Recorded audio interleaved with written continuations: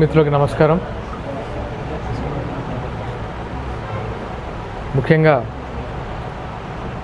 ఈరోజు వరంగల్లో మాదం పద్మదాదేవి గారు జనసేన ఆఫీస్ ఓపెన్ చేయడం జరిగింది. పద్మదాదేవి గారు ఆల్రెడీ ఒక 15 సంవత్సరాల నుంచి సోషల్ యాక్టివిటీస్గా చాలా కార్యక్రమాలు చేస్తున్నారు.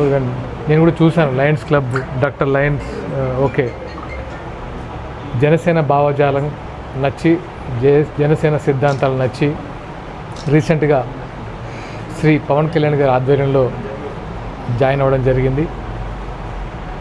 జనసేన బలోపేతానికి తన వంతుగా ఇక్కడ పట్టుదలతో కృషి చేయడానికి ఒక ఆఫీస్ ఓపెన్ చేసి, అంటే రానున్న రోజుల్లో జనసేన అన్ని ఎన్నికల్లో పోటీ చేయడానికి రెడీగా ఉందని శ్రీ పవన్ కళ్యాణ్ గారు ఆల్రెడీ చెప్పారు. అదే దిశగా అలాంటి పరిణామాలు జరుగుతున్నాయో హైదరాబాద్లో మేము రాష్ట్ర కార్యాలయాన్ని కూడా ఓపెన్ చేయడం జరిగింది. జనవాణి కార్యక్రమాన్ని కూడా చూస్తున్నాం. ఎలాంటి సమస్యలు వచ్చినా జనవాణి కార్యక్రమంలో ద్వారా కొంతమంది సమస్యలు పరిష్కరించడానికి జనసేన నాయకులు, రాష్ట్ర నాయకులు అందరూ కూర్చొని సమస్యలు వింటూ ఆయా ప్రాంతాలకు వెళ్ళి సాధ్యమైనంత వరకు సమస్యలు తీర్చడానికి ట్రై చేస్తున్నారు. అలాగే వరంగల్ రానున్న రోజుల్లో కార్పొరేషన్ ఎన్నికలు కూడా ఉన్నాయి. So GHMC and MPTC, ZPTC ఎన్నికల ద్వారా ఫస్ట్ పోటీ చేయాలని నిశ్చయించుకున్నాం. అందులో భాగంగానే చాలామంది జనసేన సిద్ధాంతాలు భావజాలను నచ్చి జాయిన్ అవ్వడం జరుగుతుంది. సో ఇది చాలా, అంటే జనసేనకు మంచి పరిణామాలు. జనసేన సిద్ధాంతం ఒకటే, ఈ సమకాలిక రాజకీయాలు కాకుండా కొత్త యువత, విద్యావంతులు, ఉద్యోగులందరూ రాజకీయాల్లోకి వచ్చి ఒక నిబద్ధతతో కూడిన, నిజాయితీతో కూడిన, బాధ్యతాయుతంగా రాజకీయాలు చేయాలనేదే మా ఎజెండా అనేది పూర్తిగా ప్రతి ఒక్కరికి, అంటే ట్రాన్స్పరెన్సీ, అంటే ఈ రోజుల్లో చూస్తున్నాం అవినీతి రాజకీయాలు. మాట్లాడితే ఎలాంటి మాట్లాడుతున్నారంటే తలా తోక లేకుండా మాట్లాడే రాజకీయ నాయకులు. పవన్ కళ్యాణ్ గారు ఎప్పుడైతే తెలంగాణలో జనసేన ప్రారంభమవుతుందనగానే వివిధ పార్టీల నాయకులు మాట్లాడడం ఎంత విచిత్రంగా ఉందో మీకు అందరికీ తెలిసిందే. అయినా ప్రజలు ఆయన కోరుకున్నారు కాబట్టే తెలంగాణకి వచ్చారు, తెలంగాణలో పోటీ చేయడానికి డిసైడ్ అయ్యారు. అండ్ ఆయన నాయకత్వాన్ని కూడా కోరుకుంటున్నారు. తెలంగాణ బిడ్డలే ఆయన. తెలంగాణ ఎవరు జాగీరా అన్నదానికే వక్రీకరించి మాట్లాడారు. అంటే అర్థం ఏంటంటే తెలంగాణ మీ అబ్బ జాగీరా అంటే మీ ఒక్కరిది కాదు, తెలంగాణలో ఉన్న చాలామంది జాగీరనే చెప్పడానికి ట్రై చేసిన విషయాన్ని ఆయన దాన్ని వక్రీకరించి రకరకాలుగా మాట్లాడారు. చూస్తున్నాం ఆయన గురించి ఒక్కొక్కడు సోషల్ మీడియాలో ఫేమస్ అవ్వడానికి ఇలాంటి కార్యక్రమాలు చేస్తున్నారు. మీ అందరూ చూస్తున్నారు. అరే, ప్రజాస్వామ్యబద్ధంగా మాట్లాడండి, ఏదైనా ఉంటే తప్పుగా చెప్పండి, ఒప్పుగా చెప్పండి అని ఆయన చెప్తున్నా కూడా వినకుండా నోటికి వచ్చినట్లు కుటుంబ సభ్యుల్ని పర్సనల్గా ఆయన మాట్లాడుతూ, పాలసీలో మాట్లాడడం పక్కన పెట్టి పర్సనల్గా ఆయన్ని ఇబ్బంది పెట్టడం అనేది సరైన పద్ధతి కాదు. అండ్ ఈరోజు ఏదైతే నెల రోజుల క్రితం పవన్ కళ్యాణ్ గారు నిరంజన్ కోసం ఇక్కడికి వచ్చి ఆయన ఆరోగ్యం తెలుసుకోవడం జరిగింది. దురదృష్టవశాత్తు నెల రోజులు తిరగముందే ఆయన కాలం చేశారు. వాళ్ళ కుటుంబ సభ్యులను కూడా కలిసి ధైర్యం చెప్పడం జరిగింది.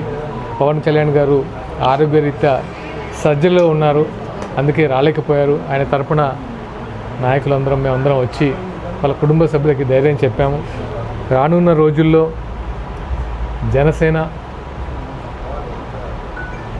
చాలా బలంగా ప్రజల తరపున ప్రభుత్వాన్ని ప్రశ్నిస్తుందని సగర్వంగా తెలియజేస్తున్నాం. ఎందుకంటే మాది జనసేన సిద్ధాంతాలతో కూడిన ప్రజల పక్షంగా ఉన్న పార్టీ. ఏదో పదవుల కోసమో రాజకీయం కోసమో ఇష్టం వచ్చినట్లు మాట్లాడే టైపు కాదు మా వాళ్ళు. క్రమశిక్షణబద్ధంగా ప్రజాపక్షంగా నిలబడి ప్రభుత్వ తీరుని ప్రశ్నిస్తుంది డెఫినెట్గా. ఎందుకంటే ఎన్ని గ్యారెంటీలతో వచ్చిందో మీకు తెలుసు. ఇలాంటి అబద్ధపు హామీలతో ఇక్కడ ప్రభుత్వం ఏర్పాటు చేయడం జరిగింది తెలుసు. ముందు చాలా ఉంది, అవన్నీ ప్రజల దగ్గర తీసుకెళ్తాం. Thank you so much for your అంటే పాత్రికేయ మిత్రులు ముఖ్యంగా జనసేన సిద్ధాంతాలని వాళ్ళ వంతుగా కూడా తీసుకెళ్తున్నందుకు మనస్ఫూర్తిగా ధన్యవాదాలు.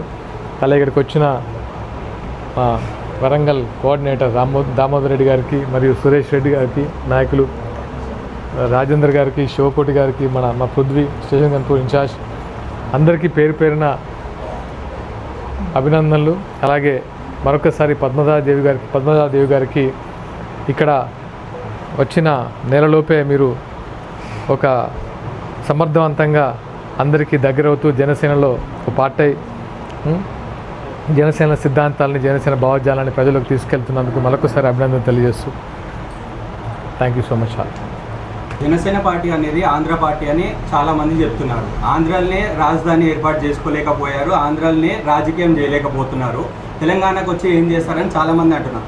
మీరేమో తెలంగాణ గడ్డ మీద పుట్టింది జనసేన పార్టీ అని మీరు అందరికి సమాధానాలు చెప్తున్నారు. నిజానికి వాస్తవానికి జనసేన పార్టీ ఆంధ్ర రాజకీయాల్లో కాకుండా తెలంగాణ రాజకీయాల్లో రావడం గల ముఖ్య సూచనలు ఏంటి?